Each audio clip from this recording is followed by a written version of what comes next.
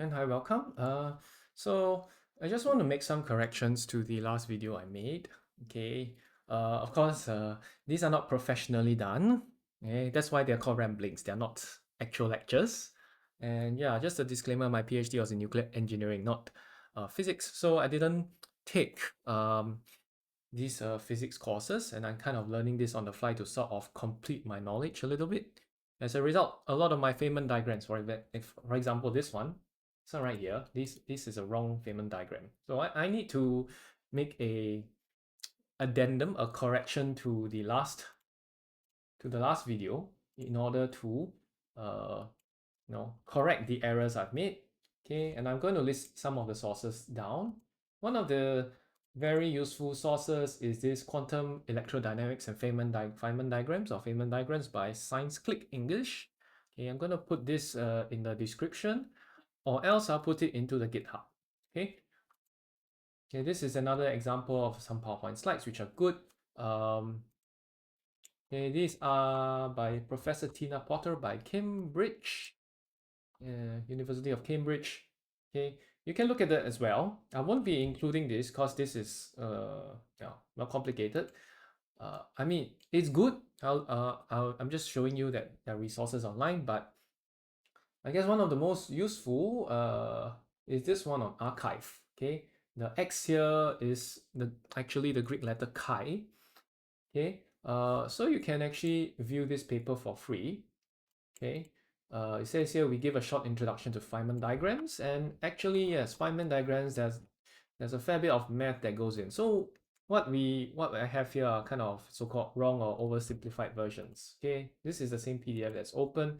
I'm going to leave this in the citations. Okay, it should be quite easy. Feynman diagram for beginners. Okay, it's an archive preprint. Okay, these are useful resources. However, they are much too complicated for the layperson, so I will not use that. Okay, and I guess some other things that are useful if you really want to be more correct. Feynman diagrams are to use to read the rest of this university physics. Okay, it's lagging now, but I'll just let it load. Okay, and second thing, yeah, I would say I have to make a correction as well. I think in the last video, I mentioned that particles affected by the strong force are called quarks, and then I kind of carelessly just mentioned that neutrons and protons are quarks, but they are not quarks, strictly not quarks, because quarks are the stuff that actually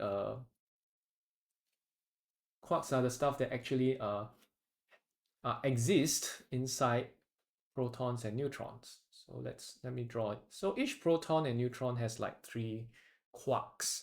Okay, so each proton and neutrons have 3 quarks in them. They're called the up quark and down quark. This is just to be a bit more technically correct. Okay.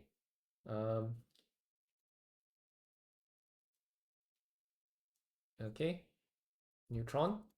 So the stuff that is affected by the strong force are the quarks, and these quarks you'll hardly ever find them alone. Okay, so I think a proton, if you check the OpenStax physics, okay, it's not loading well now. Yeah, okay, a neutron is made of 2 down quarks as you see here, and 1 up quark. What is this down and up? Okay, this actually these quarks actually have some spin to them, and they have a charge. I think the down quark, I believe, has a minus 1/3 charge, and the up quark has a plus 2/3 charge. Okay, so down quark, okay, minus 1/3 charge, elementary charge. Up quark, okay, plus 2/3 elementary charge. Okay, so these are just the corrections I need to make. If you're not sure what these quarks are, do not worry. We hardly ever touch them in nuclear physics, at least for the purposes of nuclear engineering. So I'm just telling you they are there, but you don't really need to touch them at all. Okay, the stuff about color and the gluons and everything, they are fundamental stuff.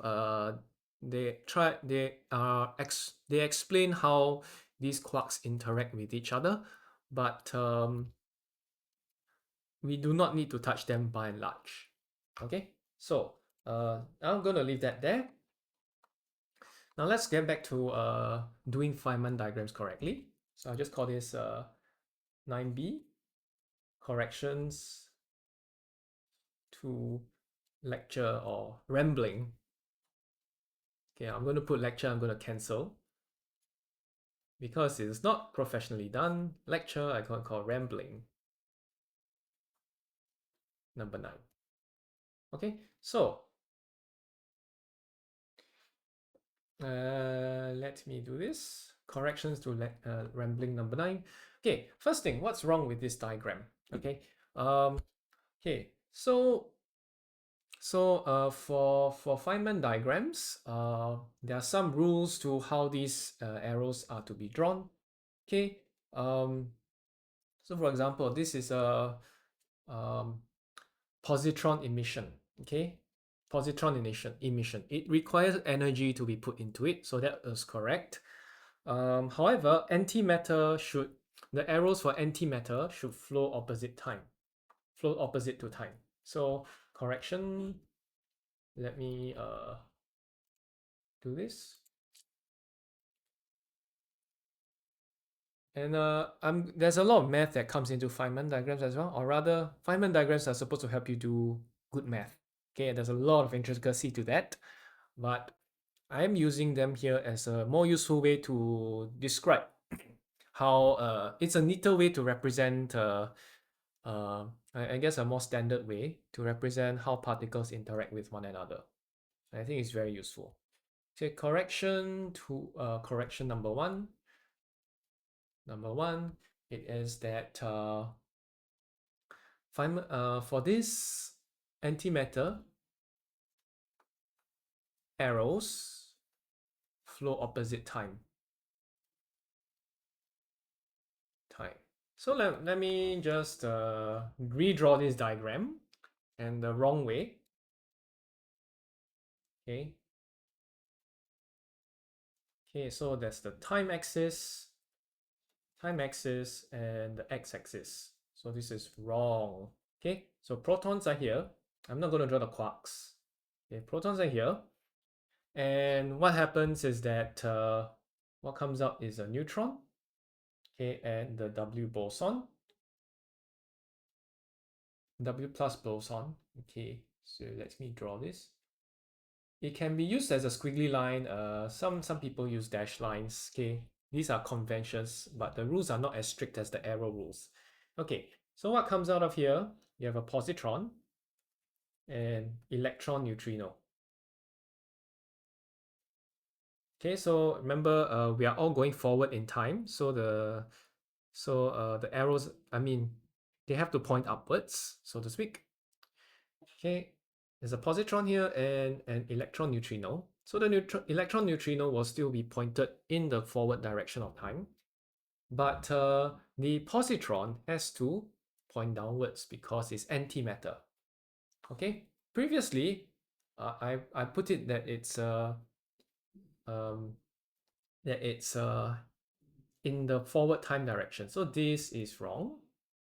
The correct way is this. Okay, so again, proton goes up, P plus, okay, neutron is here, W plus boson, okay, W plus boson will decay into, a positron and electron neutrino. Okay, so this is it. Okay, and remember, okay, so there are many rules to drawing Feynman diagrams, such as if you actually read it, there are lots of numbers you must conserve, lepton, some cases maybe baryon and all that, charge. So at each vertex, all of these certain conservation laws have to be applied. Angular momentum, energy, etc. So that's at each vertex, it has to be conserved. Second thing is that Okay, so this is part of correction 1 also, part of correction 1. 1. Okay, number of arrows in equals to number of arrows out.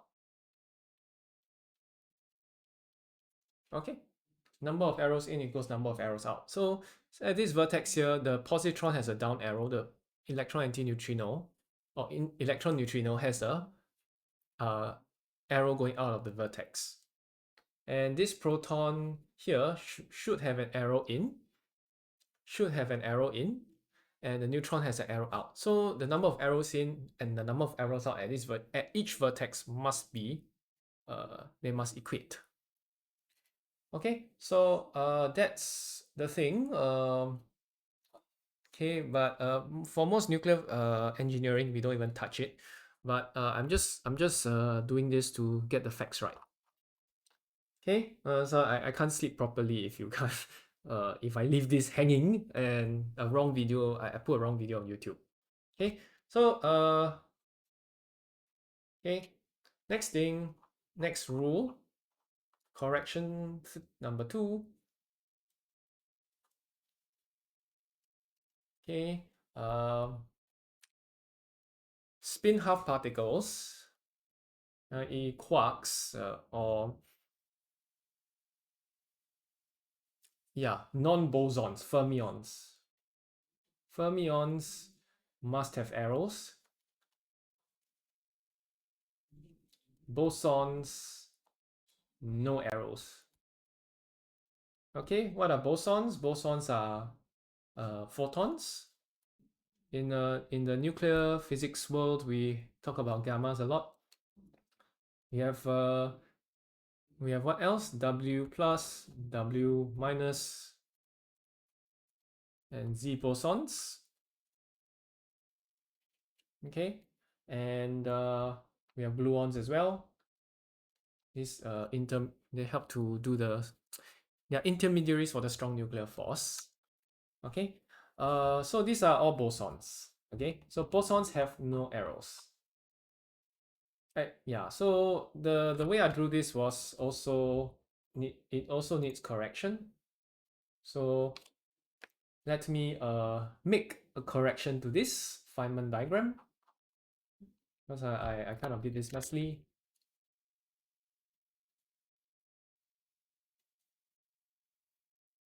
Okay, so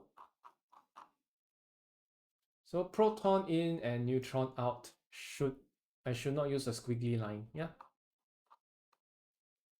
So here it goes. Proton in. This is the electron capture reaction. Proton in. Okay, neutron out. Okay, this is the vertex. We need to conserve charge here, so this has to emit a W plus boson. Okay, W oh yeah, W plus boson. And for electrons, it should come in. Electron should come in.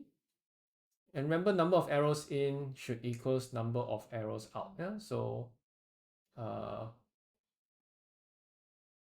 here we have a neutrino.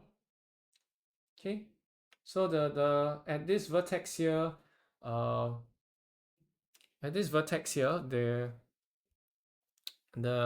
what do you call that?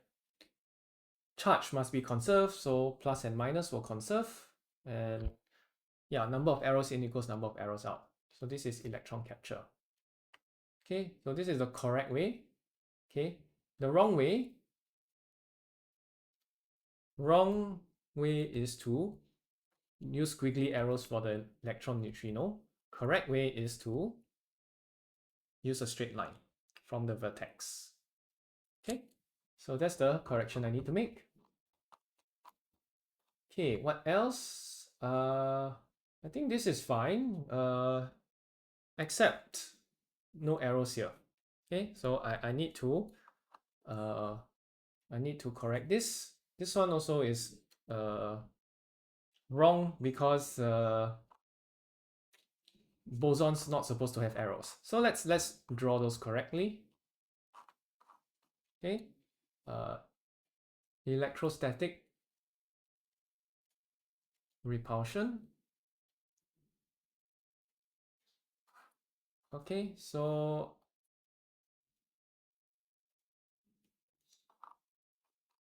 yeah, I'm gonna scroll up and I see what I did wrong. I'm gonna correct that. So let's have the two electrons down there.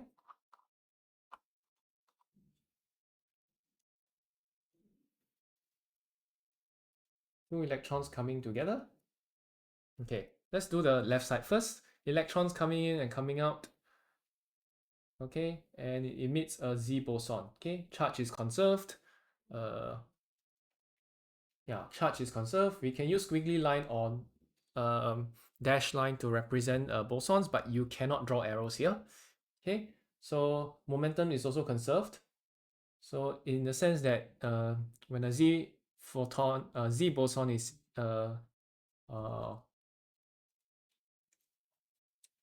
transferred, okay, then it should carry momentum away, so the electron will bounce to the right. Okay, so electron comes in, electron comes out. Or rather, the Z boson is for weak nuclear interactions, so let me change this to a photon. I just used this as a gamma. Tx. Okay, arrow in, arrow out. E minus, E minus. So this is the correct way to draw it. Okay, wrong way is... Okay, wrong. Here is the wrong way, sorry. Wrong way, which gamma photon should never use a arrow.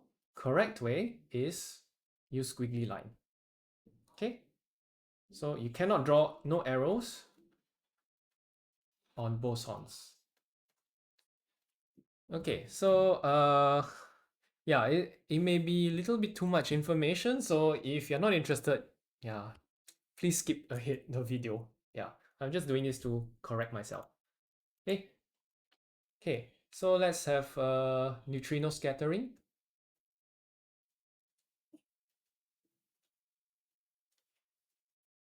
Scattering.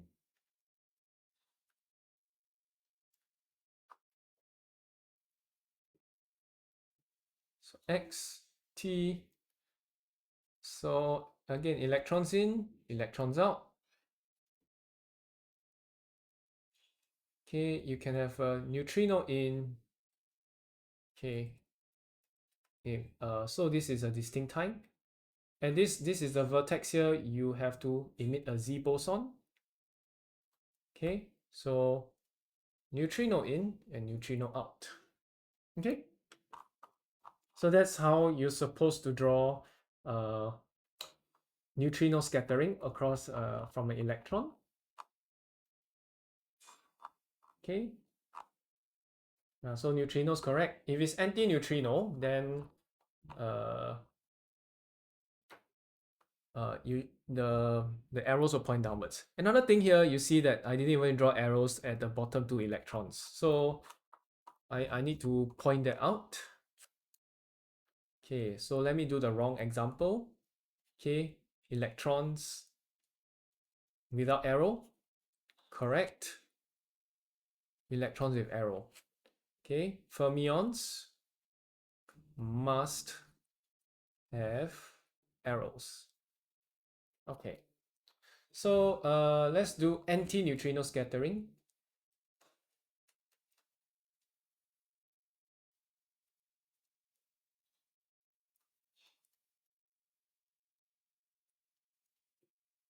Okay, anti-neutrino scattering. Again, time axis, space axis. Oh, time axis, space axis. Okay, electron goes in, emits Z boson. The electron scatters the other way. Okay, anti-neutrino comes in. Okay, rather, anti-neutrino comes in. So the neutrino is going this way, but the arrow points down. So we call this anti-neutrino. And it will bounce out. This one is supposed to show the conservation of the arrows pointing in equals the arrows of pointing out. Okay, this is anti-neutrino scattering. All right, that's the more correct Feynman diagram. And then let's do one more before I call it a day. Yes, this is wrong.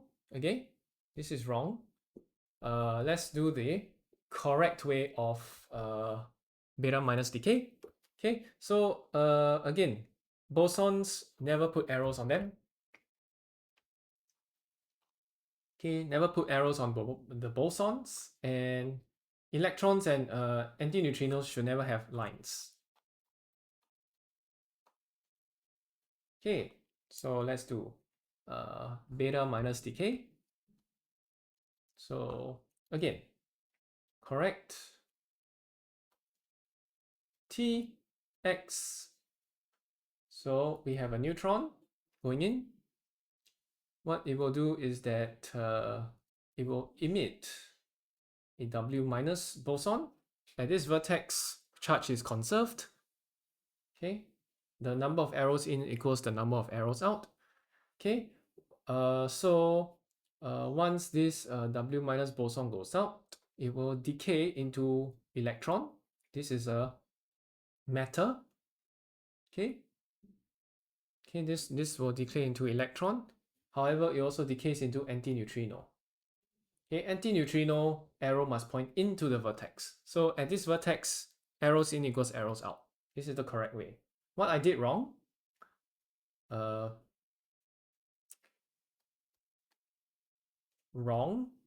what I did wrong in the last video. Okay, squiggly line for fermion.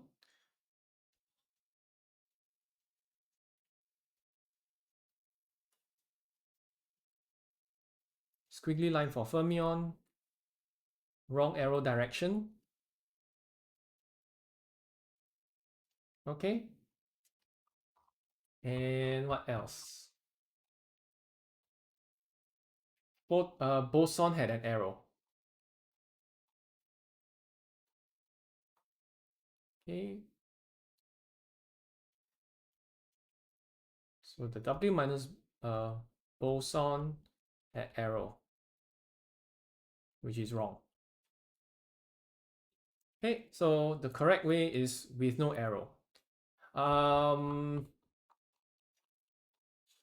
What else? Electron has squiggly line.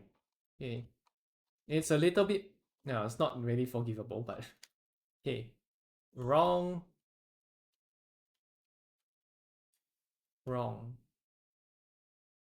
Electron had squiggly line, which is wrong. Okay, so this is the more correct way to do Feynman diagrams. I think I'll save it as 9B.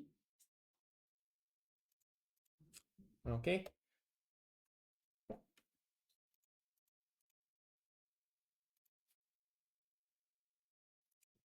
Yeah, so pardon the mistakes of the last video. Yes, I thought I knew stuff, but I did not know stuff as well. But now I know my stuff a little bit better. Okay, if there are any corrections, please let me know. Anything I should be doing more correctly. Okay, but long and short, okay, when it comes to getting interactions with a weak nuclear force, Feynman diagrams are pretty useful for conceptualizing and explaining that. Okay, so I'll stop this video here. Thanks for watching.